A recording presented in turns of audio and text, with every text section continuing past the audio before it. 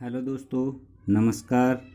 आज हम चर्चा करेंगे एक अनोदर वीडियो की, जिसमें स्कूल व्याख्याता अध्यापक होता है उसकी पेमेंट की गणना किस प्रकार से करते हैं। तो इससे पहले भी मैंने द्वितीय श्रेणी, कृषि पर्यवेक्षक, प्रयोगशाला सहायक, इनकी जो सैलरी की गणना कैसे करते हैं उसके बारे में वीडियो बनाई हैं।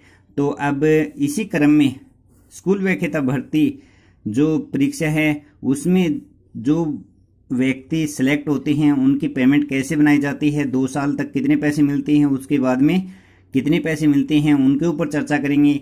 तो दोस्तों, स्कूल व्याख्याता पेमेंट यानी सैलरी उसको कितनी मिलती है, कैसे गणना करते हैं, गणना के बारे में देखेंगे। तो इसमें एक तो 6th पे जो 2016 से पहले लगता था उसके बारे में, और फिर 7th पे। तो देखो 6th पे की गणना करें तो 6th पे के अनुसार पे यानी कि पेमेंट कितनी होती है। तो देखते हैं सबसे पहले ग्रेड पे है 4800। फिर पे बैंड, क्या पे बैंड, तो सेकंड पे बैंड में आता है तो 9300 से 34,800 में। अब देखते हैं कि प्रोबेशन में कितना मिलता है। तो उस टाइम प्रोबेशन में मिलते थे 17,230 रुपये। ये तो है 6th पे के अनुसार। अब देखते हैं 7th पे कमीशन यानी 7वें वेतन आयोग के अनुसार कितनी तनख्वाह मिलती है। तो देखो 7th पे में ग्रेड पे है, इसको हटा दिया, इसकी जगह लेवल कर दिया, LVEL लेवल। तो लेवल 12 में रखा गया है। कितने में? लेवल 12 में। अब जो प्रोबेशन में पेमेंट मिलती है वो कितनी मिलती है।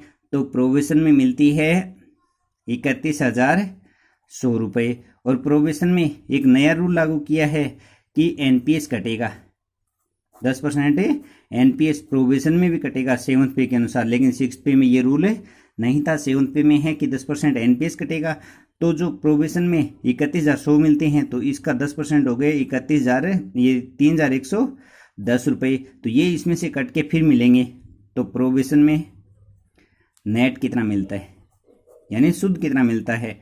तो 31,100 माइनस में 3110 रुपये।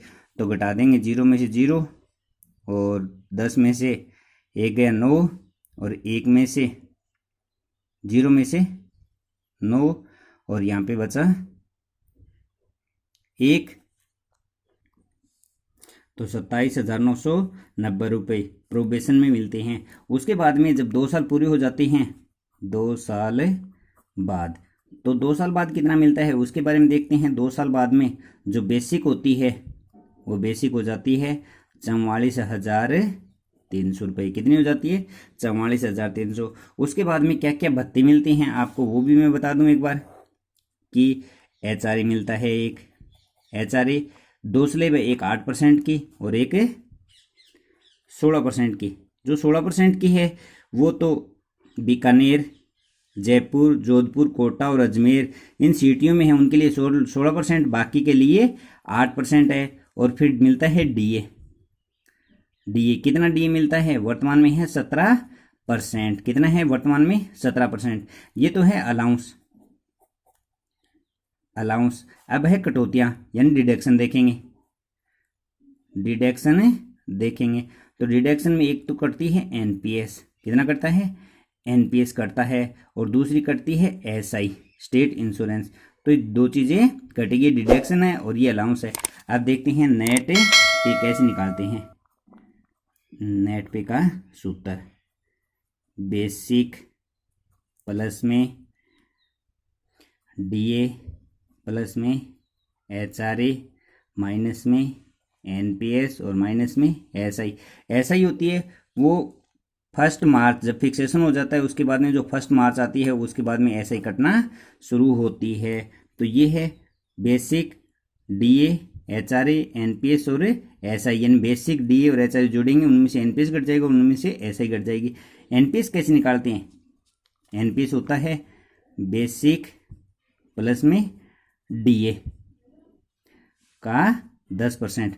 जो बेसिक और DA है इनका जो 10% होता है वो NPS होता है। यानी NPS हमने निकाल लिया 10%, इनका बेसिक और DA का 10% निकाल लिया NPS, और माइनस में SI फिक्स है तो इनको कर देंगे। फिर इसका जो कैलकुलेशन करने पे आएगा वो अपनी क्या आ जाएगी, नेट सैलरी। अब DA की गणना कैसे करते हैं ये भी मैं आपको बताऊं।